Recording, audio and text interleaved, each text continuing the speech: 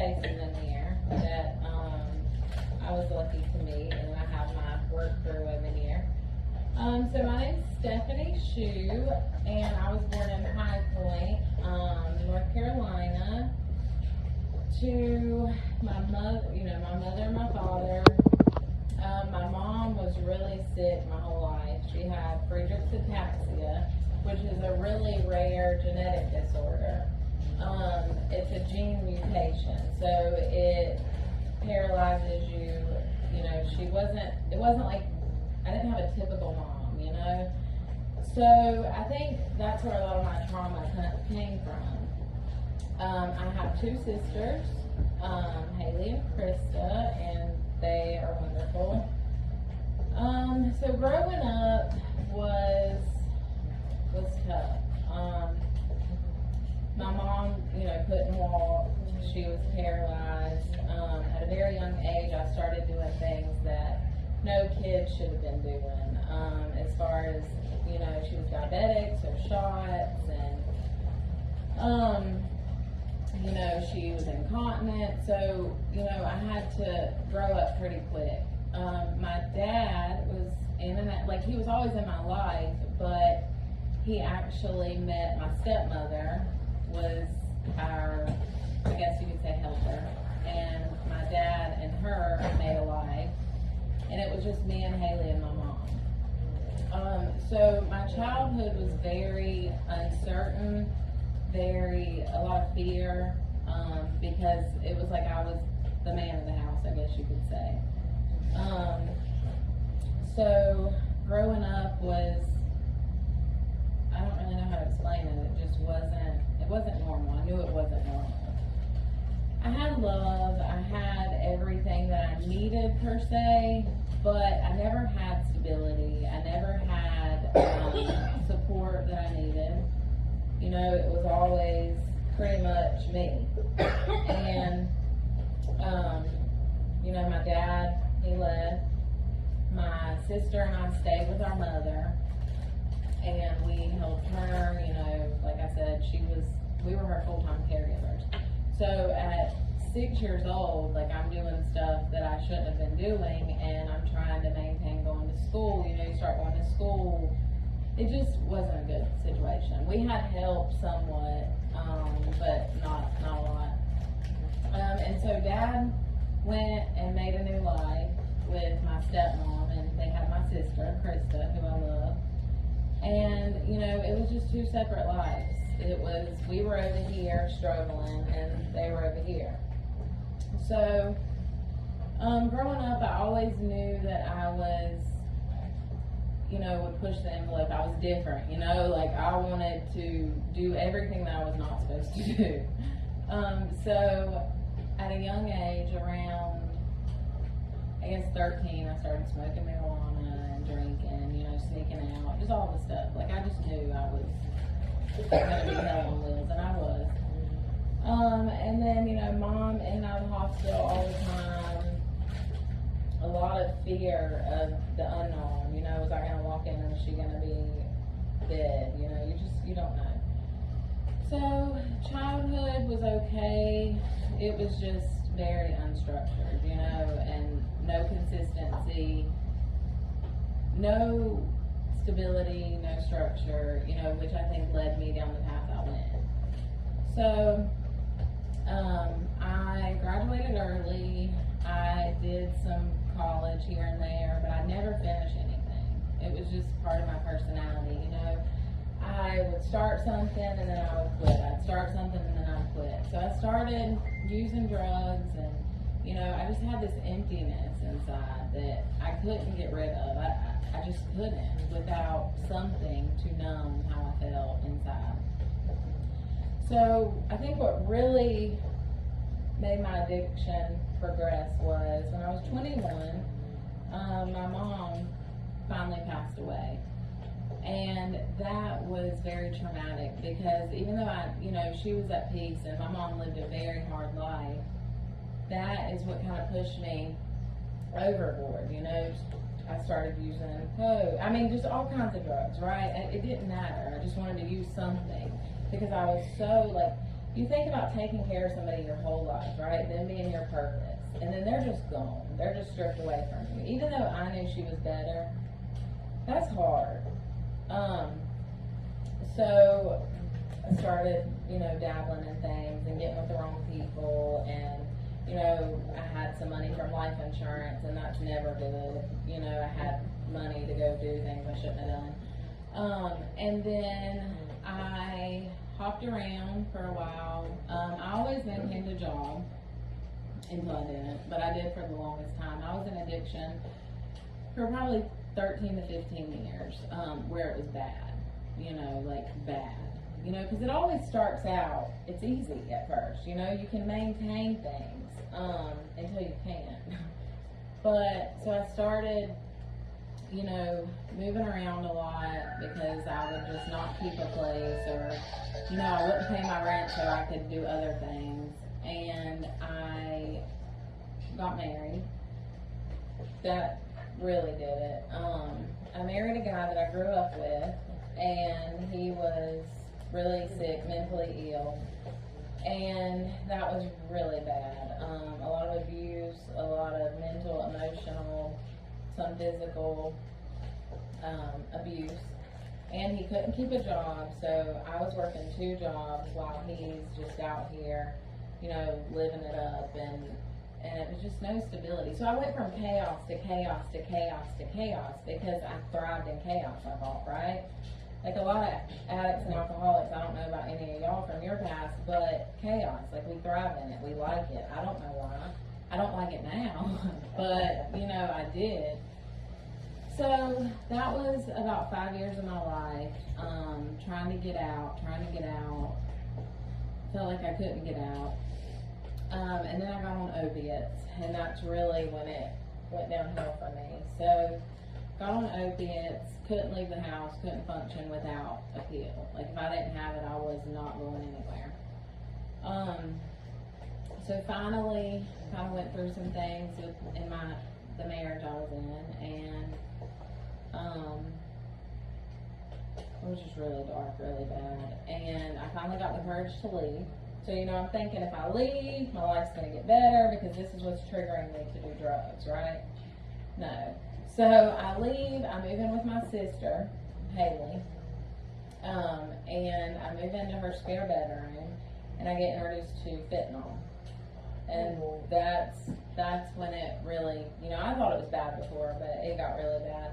So, for about 5 years, that's what I did. I got up, went to work, got my stuff, went home. I isolated. I didn't go around people. I didn't want to be around people. I had pushed everybody good out of my life. Everybody good. Anybody who wanted anything good for me, I didn't want nothing to do with it. My dad was my biggest enabler, but my best supporter. I know that sounds really bad, but it's true. Like, he fought for me. He just couldn't watch me keep doing what I was doing, So, the fentanyl, God, it had a hold on me. I couldn't function. I couldn't do anything. Like, I centered my whole world around it. So, that went on for about 5 years, and mind you, I'm, starting to lose my jobs. I'm starting to, not be able to keep a place to live. I'm starting to take money. I'm starting to do things that I never thought I would do. So, finally, my sister is like, you gotta leave. You can't live here anymore, She's like, you're reckless. You can't live in my home anymore. So I go to my dad's to live, and I think I have them all fooled, but we don't. So I go to my dad's. I live there for a little while. I am still using, and then I finally get up the money to get an apartment and move out again, right? So I do that. And then it just keeps going downhill. I don't know why I thought like my life was going well, because it really wasn't. So I lose my job. This is getting more towards the end, because we all know what it does. We all know what chasing addiction does. I mean, it just puts you deeper in a rabbit hole, and that's what it did to me. So, you know, and I thought like the trauma from my mom was like my excuse, you know, because like I missed her so much and I just didn't know how to handle life without her. So I used drugs and alcohol and anything I could get to try to fill that void of missing her. And you know, I had issues. My sister, she left me with our mom. So it was just me and my mom. So like my heart was just broken. I didn't know how to live without her. So finally, Dad, you know, was just like, you gotta go get some help. They tried to get me help multiple times and I declined. I was fine, you know. And I don't know if y'all know, but those store drug tests do not show certain things, right? So I'd be like, I can take a drug test, you're tripping, you know, like put it on them. But my dad and my sister, so I lose my apartment. This is the end of my run. I lose my apartment. My dad, I had written some bad checks. I had, was looking at going to jail. You know, I mean, I had got myself into a mess for real, didn't I, Tim? Yes, you did. So, I knew I needed to change, but I didn't know how. So, you know, I look back and like in my heart, like I pray, God, just take it. Like, why can't you just take it, you know? But I wasn't willing to actually give it up. So as I went on, you know, that last run, I was living at a guy's house I was dating at the end, and that's actually where I took the money. So I really was an idiot. I wrote the checks to myself. Like, who does that, you know? I mean, you gotta be pretty desperate, right, to do that. So I finally am homeless. Never been homeless. I was homeless. I literally just had a car. I wasn't welcome at nobody wanted me, you know. I mean, I had burned all my bridges. So finally, you know, I knew I needed to change, but I didn't know how I was going to change. I had no idea. I knew that I wasn't happy. I knew that the life I was living was just destruction, but I didn't know how to change. So my sister and my dad finds out that now I'm stealing money. So now, like, this is serious, right? So my dad's on the way to Georgia, and he turns his dig truck around and comes home. And my sisters go to the magistrate office in Davidson County, and IVC me. So that was the beginning of a life I could have never imagined. When I thought it was all over, like, I'm sitting here and I'm in a cop car, you know, in handcuffs, going to detox. You know, at that point, like, I was relieved. I was relieved that I finally had a way out, you know. And no matter where you come from or what you've been through or the support you had or the support you didn't have, you can do it. Anybody can do it. You just have to do it and trust that it's going to be okay. Because I was so scared. And I remember that ride. God, I remember that ride. And I was at my cousin's because I was homeless, right? I had nowhere to live. So my dad's out front in his car, like, with the police up there getting me. So I think I'm going to jail for writing them checks, you know? Like, I didn't know. I was like, oh, boy. And they take me down there or whatever. My dad's like, you need help. I just can't watch you kill yourself anymore. You need help. So I go to detox. So I go to Thomasville first. Thomasville is just a geriatric psych ward. So they don't have a detox, like a whole program. You have to be shipped to like Forsyth or somewhere else. So I stayed there for 2 days, and you know, I'm calling, you know, your detox, and you're telling everybody off. I'm like, I'm getting out of here, y'all see, you know. But no, I didn't get out. So I detoxed for 5 days, went to Forsyth, and I was already going to Hope Valley originally. Like, I was going to rehab because I had nowhere else to turn. Like, I had nowhere else to go. It was either go to rehab or just live in your car, you know?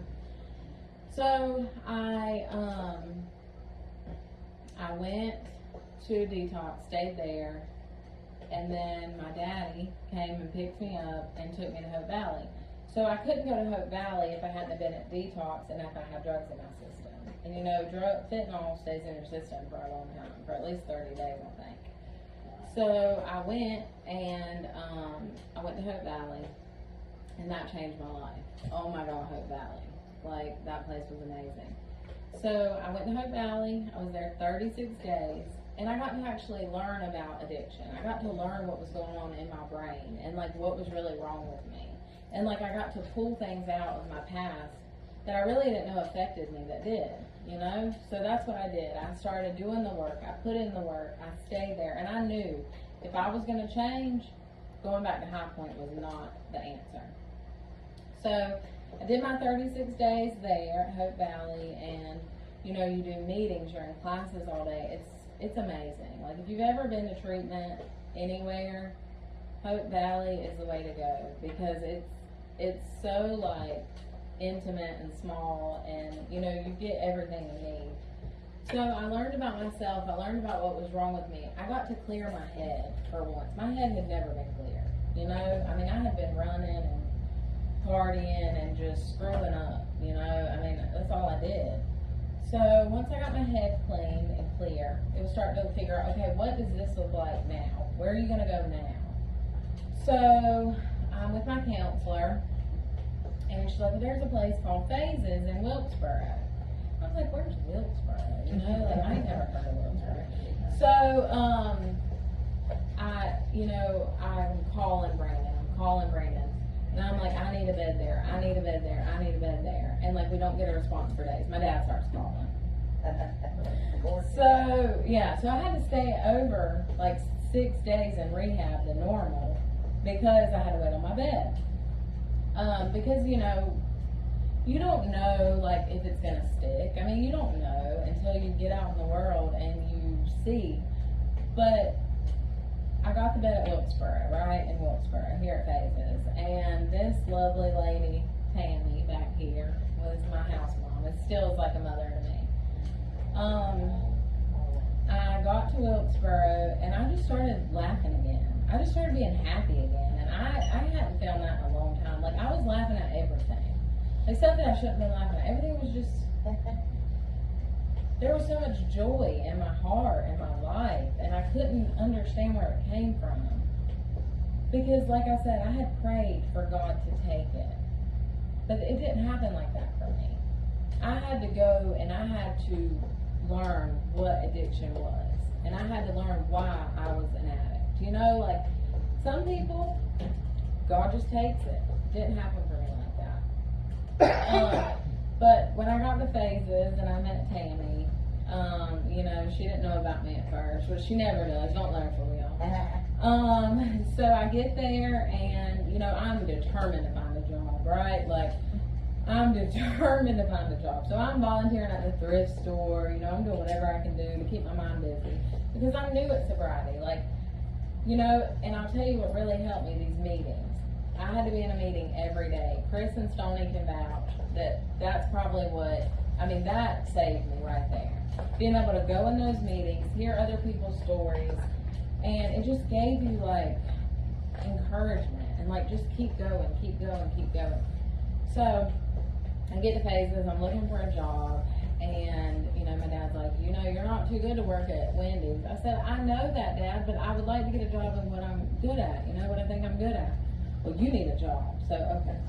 So, I'm applying for jobs, and finally, I get a job at where I'm currently still at, Ridge Valley. It's a nursing home by Tyson. And I'm the business office manager there, which has been such a blessing. I get to give my testimony. I mean, I've given it more times there than I have anywhere, because people come in with kids addicted, you know, all kinds of stories. And I've been there 3 years. So I'm living at Phases. I stay there a whole year, 11 months. I promised Tammy I'll stay till Christmas, and then I'm out. You know, like, she was like, please just, you know, stay till Christmas. So I stayed till Christmas, and then Devin, actually, it was time for me to find a place and move on. Devin actually found me who I rent from now. She was like, he's looking for a renter and I recommended you, so finally I get a place. And let me back up a little bit. So Stoney and I were in the program together. I did 11 months, you did a year. So we started talking. You're not really supposed to talk, but we started talking at the end. I was moving out, promise. I did the program, I was moving out. I was out for 3 meetings a week, okay? So I was headed out. And I'll be honest, when I met him, I was like, oh my God, there's something about him, you know, like, it's just his spirit, right? So, I meet Stoney, and we start dating when I move out. And then we start dating, I move into my place, you know, and then he moves in shortly after. And so what, we started dating in December, what'd you say, give or take? Yeah, until we actually left, until I left. And then he started coming around, and, you know, at this point, as of today, I have 3, let's see, January, February, March, well, February, March, April, May. I have 3 years and 4 months clean. But I never thought I'd make it through it. So, what, let me tell you really, I'm not going to keep y'all forever, because I don't even know how I'm talking this long, but my coworkers might disagree. But, so, let me just tell you about my life now, because that's what I think is most important. We all know how to get high. We all know how to do what we did in addiction, right? So when I moved to Phases, and I got to see who I really was, I had never experienced myself in this way, my whole life. Never. So like, I'm happy, I'm laughing, I'm, you know, doing things I never did. I'm enjoying, like, going home and, you know, we're in the bed, me and all my roommates, at like 7:30, you know, in our pajamas on our phones. Like, that was the life. Like, I loved it, right? So now my life is something that I could have never imagined. Stoney and I got engaged in January, married in May of 24, sorry. And we had our first baby, April 1st of 25. And I never thought that I would experience being a mother. You know, that was always like in my heart, but it never happened for me. Thank God. Thank God. But, you know, my life now is happy. I don't put all this unnecessary stress on myself. When we're using and we're up to no good, I mean, we create so many problems for ourselves that we just create. So now I've been at my job for 3 years. I have the most beautiful baby boy in this whole world. I mean, God, I love that boy. He is the best thing that ever happened to me. It's such an unconditional love that I never knew if I'd ever experienced. So if you have kids, you know what that love is like, but I never knew. And, you know, I would tell Tammy, I'm going to run out of time. I'm not going to be able to have a kid, you know. I'm like 37. Like, what?